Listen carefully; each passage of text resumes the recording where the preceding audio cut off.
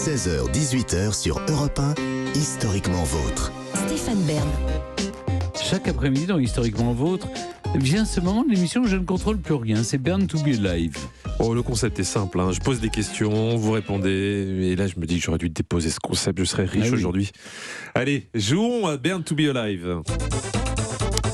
On commence comme d'habitude avec une question pour vous, Stéphane. Et pour commencer ce quiz, vous pouvez faire appel soit à vos connaissances historiques, qui sont sans fond, tout le monde le sait, soit à vos souvenirs personnels. D'accord. Voici la question. J'ai vécu l'événement donc. Oui, d'une certaine manière, vous allez comprendre très vite. Tino Rossi fréquentait le One-Two-Two. Vrai ou faux? Oh, j'imaginais Tino Rossi dans un bordel. Oui, en train de chanter Petit Papa Noël. Alors, attendez, il le fréquentait comment? Ah bah dites donc, non mais on ne veut pas le savoir. On ne veut pas tout savoir. Je vous demande juste si c'était un client du One-Two-Two. C'est Michel Simon qui allait souvent dans cette une chambre de torture là, qui était du côté de la chaussée d'Antin. Il a racheté la lanterne du Chabanet, non, ou du One-Two-Two justement. Voilà, non mais on ne peut pas imaginer. Mais enfin, Tino Rossi, on chante pas Petit Papa Noël quand on fréquente le One-Two-Two. Ou alors vraiment. Ou alors on finit derrière les barreaux. L'Ajaxienne. Bah, rappelez-vous sa chanson quand même. Il met de temps que le jour se lève pour aller au One-Two-Two. Il l'a chanté. Vous avez un doute visiblement. Oh non, écoutez, alors, non, on serait très triste, hein, Stéphane. Moi, je serais trop triste. Ouais. Trop triste. Non, pas Tino Rossi. Je refuse qu'il aille au One-Two-Two. Bah, je rappelle aller dans un salon de thé, mais pas au... Pour nos auditeurs, c'était un établissement de plaisir, voilà. Le One-Two-Two, donc... Oui, non, vous savez, non, on est contre, on regardait le dimanche après-midi. Oui, moi je le Tino revois Rossi, chantant Petit Papa Noël à côté d'un sapin. On peut pas, non, il était fidèle à sa femme et voilà. Non, mais peut-être qu'il allait juste voir des gens. Non, il n'y a personne, on va pas voir les gens, le One-Two-Two. Désolé, je suis là par hasard, je viens prendre le thé. Non, c'est pas possible. Non. Je vous demande de retirer cette question. Vous êtes en train de détruire mes souvenirs. Alors, c'est faux. C'est faux. Jamais aller au One-Two-Two. Eh bien, on vérifie. Vous avez perdu. Désolé pour vos souvenirs. On s'en va, Stéphane. Oh là, on quitte cette émission. Il y allait pour chanter. Il a fait un tour de chant. Oui, certainement. Il a été par exemple.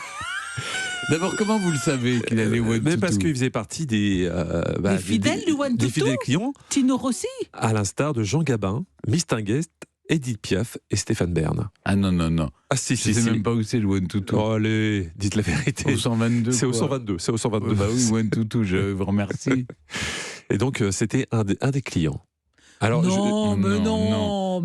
Mais c'était un endroit où on rencontrait des gens. C'était un endroit où on pouvait boire un pot. Exactement. Et obligé de consommer plus qu'un whisky. Non, c'est pas possible. Allez, question suivante. Là, on n'est pas d'accord du tout. Votre question. Oh là là, mais c'est horrible. Il a été à l'insu de son plein gré. Oui, c'est ça. Il était drogué. C'est Jean Gabin qui l'a obligé. Jean Gabin, ça vous dérange pas? Non, mais franchement, Jean-Luc, qu'allait faire Edith Piaf au One-Two-Two? Elle allait pas consommer. Voir Tino Rossi. Ouais. Question numéro 2 pour Clémentine. J'aimerais évoquer maintenant la cathédrale de Notre-Dame. Ah bah. Parce que là, ça va moins heurter vos oreilles. Et plus particulièrement, la célèbre Strige d'Eugène Viollet-le-Duc. Oui. La Strige, c'est une sculpture représentant un personnage maléfique, mi-femme, mi-oiseau, situé en hauteur, à l'angle de la tour nord de l'édifice. Dans le monde romain, le mot Strige était pourtant un compliment. Vrai ou faux? Eh bien, dans la mesure où c'est une créature mi-divine, mi-humaine, est-ce que dans la bouche d'un Romain... Est-ce que le mot strige était un compliment? Les striges, me semble-t-il, ne sont pas forcément maléfiques, d'ailleurs, parce qu'il y en a, vous savez, c'est les striges dont on caresse les seins ou les fesses, là, à l'entrée du Sénat ou du Parlement, là, des belles jolies petites... C'est une jolie créature, c'est pas comme une mégère, une furie, une méduse, Eh ben donc, quelle espèce de strige! Oui, alors ça, c'est parce que vous fréquentez des gens particuliers quand même, parce que c'est rare comme insulte aujourd'hui. Oui, mais vous me dites que les Romains, alors non. Va donc, alors, espèce de strige. Oui, j'essaie de voir si c'est plutôt... Ah, quelle jolie strige, vraiment. Comme on aurait dit une Vénus calipige aux belles fesses, une strige aux jolis seins. Oui. Oui, c'était un compliment. Non. Vous Oui, non. Non, non. Non, oui. Non, Oui, non. non. Je vous sens très fragile sur cette réponse. Souvent, femme varie, bien folle qui s'y fie. Je dis non. Vous dites non, on vérifie. Vous avez gagné. Vous avez bien fait de varier. C'était une insulte. Les striges étaient bien des créatures démoniaques. Des femmes qui empoisonnaient les enfants avec leur lait. Ah. Donc forcément, ce n'était pas En un effet. compliment. Ben, va donc, espèce de strige. alors. Exactement, avec, Ah oui. avec ton lait pourri. Elle a des questions simples et cohérentes. Moi, c'est Tino Rossi qui fréquente des bordels. Excusez-moi, mais... Je m'adapte non, aux clients. non, non. Simplement. Allez, une question pour vous, Stéphane, vous allez être content. Comme vous avez... C'est pas de l'histoire, ça. Eh ben alors, Tino Ah Rossi, bah au oui, bordel. si, ça c'est quand même une découverte. Hein. Tino Rossi, One Tutu. je vais vous faire plaisir. On va rester avec Eugène Viollet-le-Duc. Ah, Vous préférez ? Oui. L'architecte avait une conception élargie de la restauration. Il écrivait « Restaurer un édifice, c'est le restaurer dans un état qui n'a jamais existé. » Oui. Il meurt en 1879. 85 ans plus tard, la charte de Venise, qui donne un cadre international à la préservation et à la restauration des objets et bâtiments anciens, reprend mot pour mot les propos d'Eugène. Vrai ou faux ? Les mots, je les rappelle, restaurer un édifice, c'est le restaurer dans un état qui n'a jamais existé. C'est juste le contraire, la charte de 63. C'est juste le contraire. On ne peut pas, Vous y connaissez un peu en patrimoine, vous ?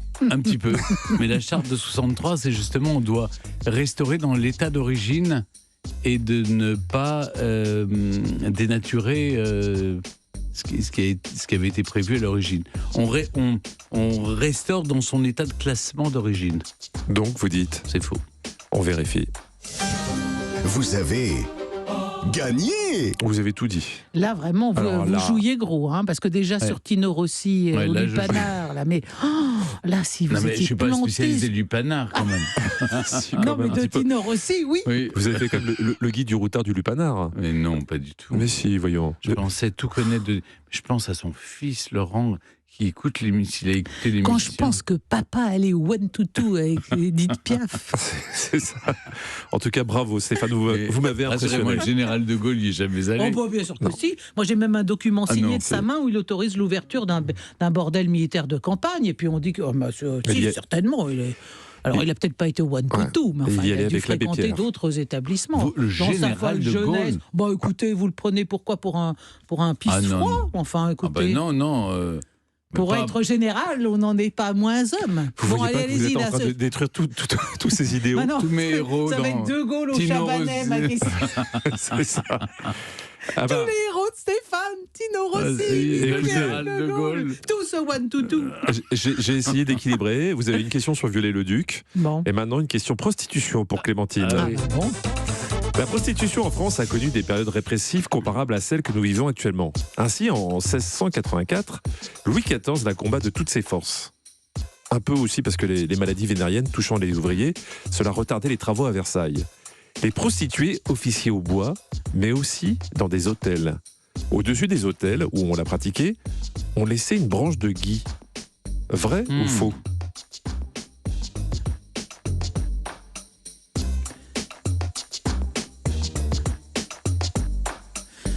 On laissait une branche de gui au-dessus des Non, je pense hôtels, pas que ce soit une branche de gui. de l'entrée des hôtels, pour signifier qu'il y avait de la Est-ce que prostitution. c'était une tête de bouc, je crois, à l'entrée des maisons closes, ou une lanterne rouge par la suite. Mais ça aurait difficilement pu être du gui, parce que le gui ne pousse qu'à une certaine période de l'année, autour en hiver. Donc comment aurait-on indiqué que c'était une maison close en dehors de ces périodes-là, même si c'est les fêtes et que c'est peut-être... Alors, quelle est votre réponse Tino Rossi, elle est One Tutu pendant les fêtes de Noël, il y avait du gui. Sous Louis XIV. Non, je réponds non. Est-ce que c'est pas plutôt des feuilles de laurier, comme dans Il court le furet, non, ou Ça me dit quelque chose, les symboles, mais je pense à la lanterne, je pense à la tête de bouc, mais voire même à une mais pas au gui. Donc Alors, non. vous dites vrai ou faux Je dis faux. Vous dites faux, on vérifie. Vous avez encore gagné. C'est un triomphe, c'est un triomphe. Et elle le mérite vraiment parce que vous savez ce qu'on laissait ? Des lauriers. Elle est très très forte. Et ça explique les paroles de la chanson. Je m'épate, hein. Là, vraiment. Et ça explique les paroles de la chanson populaire. Bah oui, Nous n'irons plus au bois, les lauriers sont coupés. C'est un triomphe pour Clémentine. Désolé Stéphane. Ça vous apprendra à aimer Tino Rossi. Je vous inviterai au One to Two. Non, mais voyez. On va aller prendre un chocolat. Un petit chocolat. Ils s'en moquent, il a déjà un abonnement. Au chocolat? Non, au One to Two. Je préférerais un abonnement à la maison du chocolat, personnellement. Hein. Bah, à notre âge, c'est quand même plus sûr que il est réconfortant que le One to Two. Le One to Two, je vois pas ce qu'on y ferait. Hein.